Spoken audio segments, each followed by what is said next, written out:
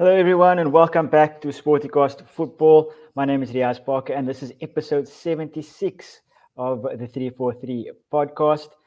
Today's episode will be all about some transfer news as well as some people to watch out for this season in the Premier League.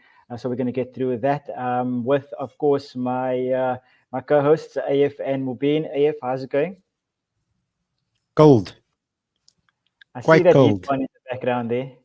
The heater is on in the background. The Milo is. Don't know if you can see the steam over here. It's still coming out nice and warm. So yeah, doing all that I can to keep warm in this Cape Town winter, which has been insane. But different. But I mean, I'm not sure if it's colder. It feels colder than usual, I must say. It does feel a little bit colder. Yeah. But Mubin, And how's it been? apparently there's another cold front heading in this weekend. So Don't give me such bad news, man. Gee doesn't whiz. seem like it's gonna go away anytime soon. But you okay, Mubin? Yeah, all good. All good. Eagerly anticipating the start of the new season a few weeks Yeah. away. So yeah. I'm excited to be honest. It's gonna be a good season. I feel like there's gonna be a lot of different things to happen this season. A lot of controversy, of course. But before we get there, there's of course the transfer market that is open and a lot of moves to still happen. I'm pretty sure, especially on a certain top four teams front. Not the top four team that we think of though, bit of a different one. So Mubin, I'm going to start with you. Do you want to take us away? Yeah, interesting one. Joao Felix. Barcelona seem like they don't want to sign him permanently. Been a flop at Chelsea on his time there on loan. And Atletico seem like they want to sell him. So Aston Villa in the last couple of days have sort of shown interest. So it is quite interesting. They have obviously strengthened their squad with the arrival of Onana from Everton. And with them being in the Champions League, obviously they want to probably sign one or two guys that are sort of proven in European football. Although Felix is still young, I mean he has showed his skill, so to say. So I don't know. It's interesting. I think it can happen on the basis that Villa are in Champions League this season. But I think he might just hold out a little longer to see if there are any other suitors. That's my personal opinion. I don't know. I feel like Villa would probably be a step down for him, with all due respect. If he does move to Villa, I think it would probably be sort of like a last chance. Not a last chance alone, but he's going to take the move because maybe there's no other club that he feels is suited to. If Villa do land him, I think it would be awesome business on their end. Like I mentioned, particularly for the European football, just to add his experience and dynamism up front for them. And I think he'll complement Watkins really well, sort of maybe playing off the shoulder and the link up play up front. So yeah, I think it will be an interesting transfer if it does happen. And if they get him at 30 million, I think it's a steal. So let's see. Let's give it another 72 hours or so and see if he signs on the dotted line. Yeah, I feel like Villa Okay, go is. ahead.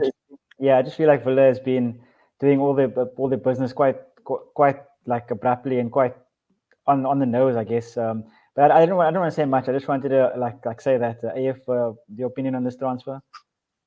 Yeah. So the thing is, I think Joao Felix's hype era. I think that's the best way to put it. His hype era has completely died down. It's completely faded away. I'm not sure why though. In That's fact, the issue. yeah, if I think back to how much I think Atletico paid 120 mil for him, if I'm not mistaken. Somewhere around And there. the fact that his value has dropped down to 30 million shows how his career has regressed. Like you said, Mubin, he was at Chelsea, he flopped over there. He didn't really light things up over at Barcelona either. Also, I don't know what it is about Atletico players in Chelsea. It was Felix, Saul as well. Yeah. I can't even did Saul even play a game for Chelsea. I feel like he was just on the True. bench every I match. remember seeing him play one game. Yeah, so I mean, Is he still there? and I know we're going off topic, but I think he's left as well. I think he yes, left in this window. uh, But yeah, just going back to things, I think I wouldn't look at him going to Villa as a step down in his career. Maybe it's something that would reignite his career. And it seems like Unai Emery is a person that would be able to be a good sort of mentor and a good coach to try and get Felix back up to that level again.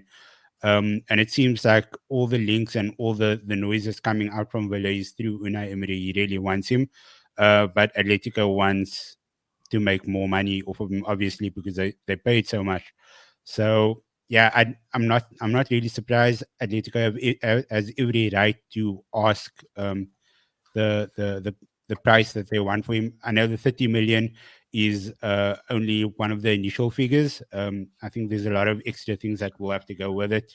But yeah, I really wouldn't look at it as a step down. I think he still has talent, he still has potential, and I think he just requires the right person to bring it out from him. Yep, I agree with that. Actually, I also think that in the system that they play, I guess it's a de facto 4-4-2, and like Mubin says, he can play next to Watkins, and he'll be the perfect kind of complement to that, to kind of help Watkins along, as a kind of a substitute for Leon Bailey. The two of them can share that place, kind of a thing. Or if he wants to play Bailey wide, they can do that as well.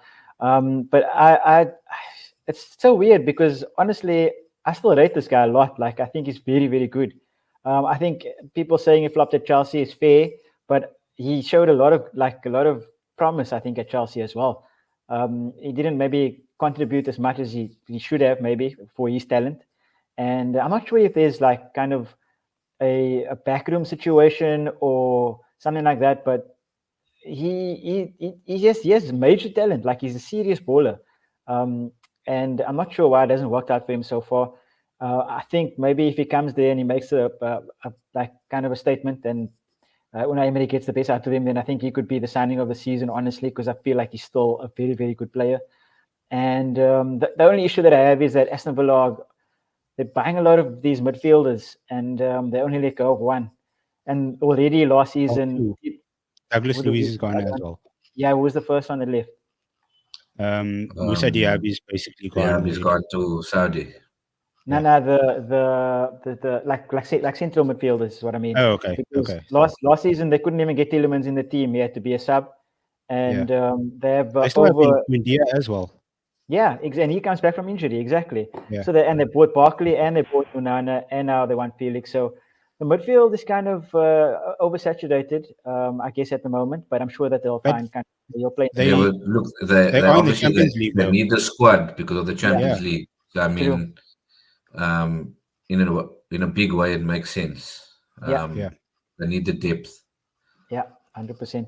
But I think, and like I said, he'll be a great substitute for Leon Bailey as well. With like Mubin said, all the experience that he comes with, because he's played for a lot of top teams. I think Barcelona can't really afford him. I mean, I hope that's the case, because I don't know how they're able to afford anyone at the moment. They're just looking for another loan. Yeah, they're looking for like they're going after the new guys like Nico Williams and these oaks. They're trying to chase their blood. So. Even that, that's going to be ridiculous. How they're going to pay 80 million, 60 million for Nico Williams is going to be interesting to see. But yeah, I think it's a great transfer. I hope that he comes and kind of revitalizes his career, because I really like him as a player, personally. And 30 million, I think, is a steal. So I think it'll be a good transfer for both clubs, especially if they're not going to play him. I think for himself in his career and this time in his career, he needs to be regularly playing. And like you guys both said, Champions League, they need the depth, so he's going to be playing at least quite a bit of football this season. So yeah, I think that's going to be a really, really good transfer. The next transfer we're going to look at is Martin Zubimendi, and no guesses to who this one is going to. Well, you have two other United supporters on the panel, so yeah, but one who is outwardly a Spanish supporter as well. So talk to us about this one. no. So, I mean, this is a no-brainer for me. A couple of weeks ago, when we reacted or reviewed the Euro final, I spoke quite a bit about how I thought Zubimendi did after Rodri got injured, and he fell into place so easily in that Spanish midfield. Whether that's because they are coached that way and coached that brilliantly, but since these links started, I've done some research on my own. I've gone back to watch some videos. I've actually searched through Twitter to see what Sociedad fans actually say about him, and I mean, it is the greenest of green lights. Okay. They rave about this guy. He's only 25 years old. They still say that he has yet to hit his peak. And I mean, they say he's so assured in midfield. Like, he is one of the better forms of a DM that you can think about, because he can break up play, he can carry the ball, he can pass, like he can, just like his vision is amazing. And yeah, I mean, if we are United, that is, if United is getting rid of Casemiro, if they are looking to offload Scott McTominay, then we are going to need somebody to fill that gap. And at 50 mil for his release clause, that is 50 mil, which is a joke, by the way. I think it's a no-brainer. United are also linked with Uate, that we've covered that transfer rumor a couple of weeks ago. So if you do want to check that out, then just have a look on the channel. And yeah, we spoke quite a bit about that. But United are linked to him. They linked with Rabiot as well. Definitely don't want Rabiot to come to United. There's too much baggage that comes with him, with his mother, and just like the backroom politics. I really don't want a circus to be coming to United. And the other one is, it was the three of them, and I can't get to the fourth guy now. But yeah, United are linked with quite a few midfielders. So yeah, if I had my pick, it would be Zubimendi all day, every day. No, Yeah, no but doubt first you about it. need to get rid of a couple, First we have to leave. Hence I said they want to get rid of Casemiro. They want to get rid of McTominay. So it's gonna happen. I think both of them leave in this window. And then do you just bring in Zubimendi, or would you like maybe two of them to come in? Maybe both Uate and Zubimendi? I only think one of those four will come in. Yeah. I don't think they get more than one of them, because I think Toby Collier, he will probably be integrated into the first team this season as well. I mean, he's very highly rated by lots of United fans, highly rated by Erik ten Hag as well. So yeah, I'm excited to see what that kid can bring to the table this season as well, in a similar vein to what Kobbie Mainoo did for United last year. Yeah, 100%. And I think that's the important part, right? It's that crux of the team is where I think United struggled last season, where the gap between the defense and the attack was so big that people just ran through the midfield. There was nothing there to stop them. And then Casemiro, of course, getting into the defense because of the defensive, I guess, injury issues. So I think, yeah, like you said, the 50 million, the release clause is super important, because it's going to be a really, really good price for such a player. Especially that they showed he could step into Rodri's shoes. And I mean, if you understudy to Rodri and you can come into the team and seamlessly integrate yourself, it is a bit of a kind of positive, negative thing where, like you said, it's the coaching as well. The coaching is very important. So we'll see, I guess, if that's the difference maker. But like if De La Fuente kind of does well with his kind of tactics and how different it is to Ten Hag's. But this would be a great buy. I think offloading Casemiro is the first thing that you need to do. Never mind McTominay. I think Casemiro is the first one that needs to leave. And then that's a huge thing off the wage bill as well. I think he's getting it like 320 a week or something, or 300k a week, that would be a huge save on the wage bill. Yeah, 100%. Mubin, out of the three, first of all, how do you feel about this transfer for your team? And out of the three, who would you prefer? Yeah, let me answer your second question first. Obviously, first price is Zubimendi. As AF said, just his dynamism, that is something that we've been lacking in our midfield for seasons. Yeah.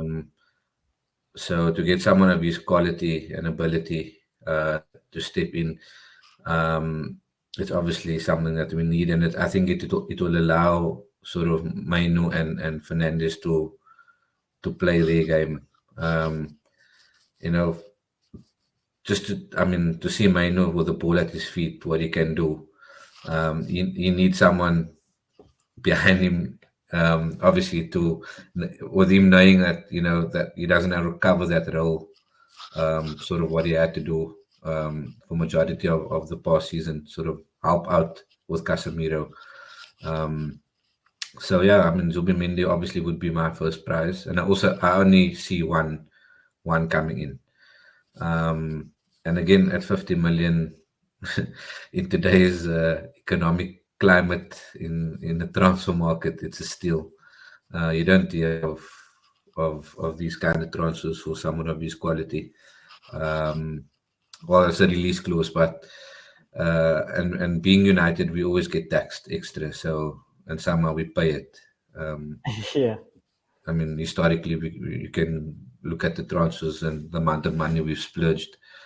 So if we get this business done, I think there's added optimism and hope for the forthcoming season.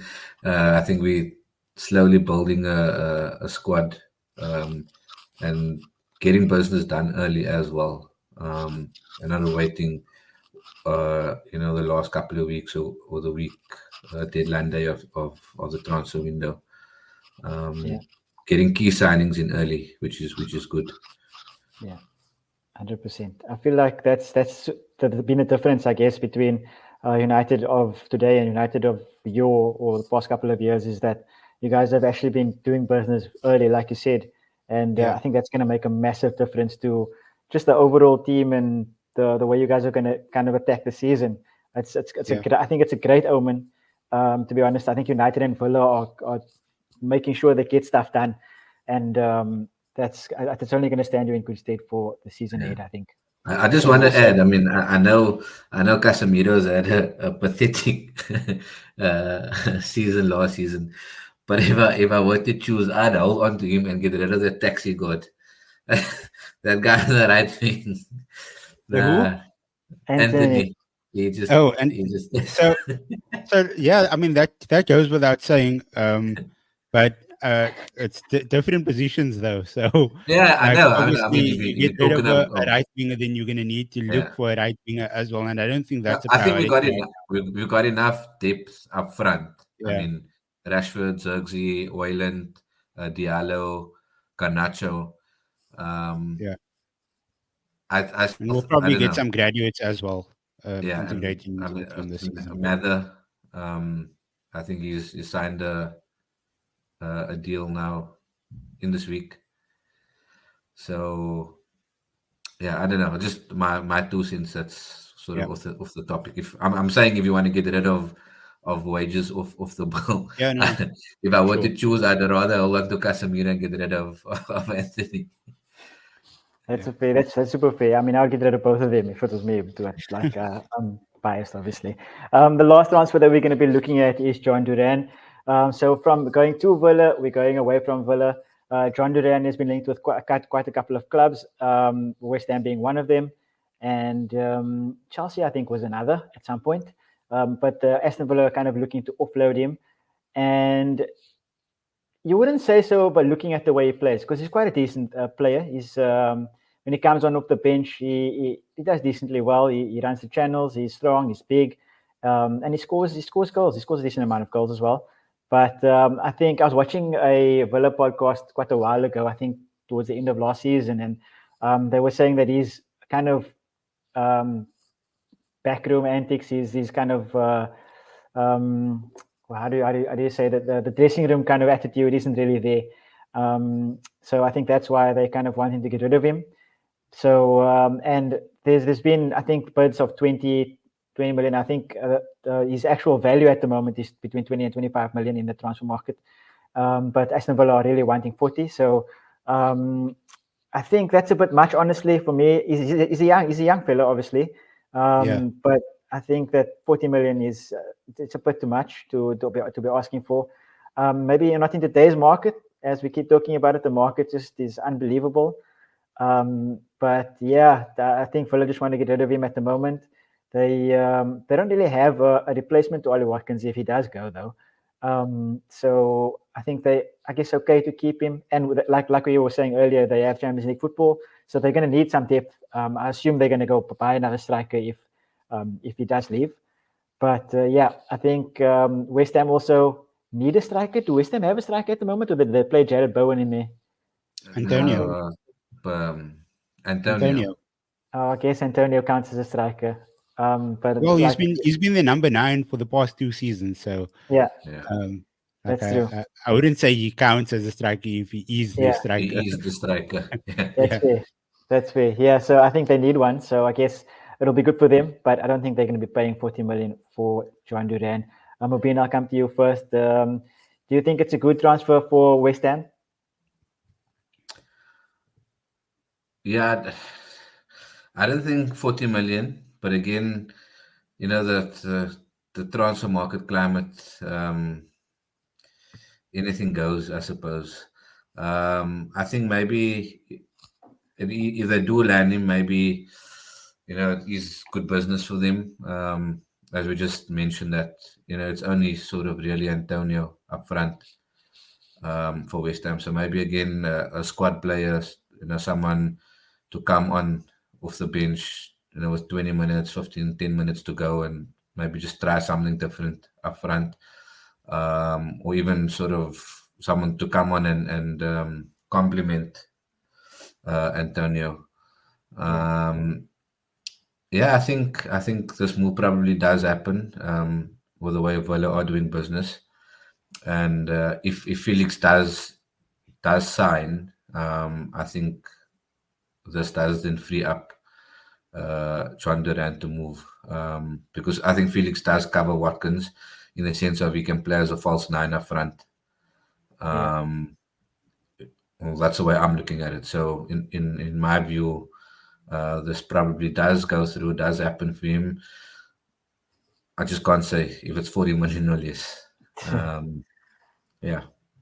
think Villa really want that 40 million, but if so that 40 million is a negotiating tactic for me. There's no chance that Jhon Duran is worth 40 million. Yes, he put himself nicely into the shop window at the end of last season when he was scoring all those clutch goals, when he had that worldy performance against Liverpool off the bench.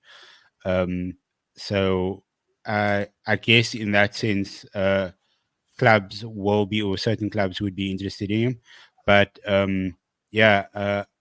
just to echo what Mubin said, Joao Felix comes in and you won't feel Duran's loss. We've seen Unai Emery play false 9 before. So in the games that he feels that he can give Watkins a race, Joao Felix will definitely start in that false 9 spot. And I don't think that it's going to hit Aston Villa as much as we think it is.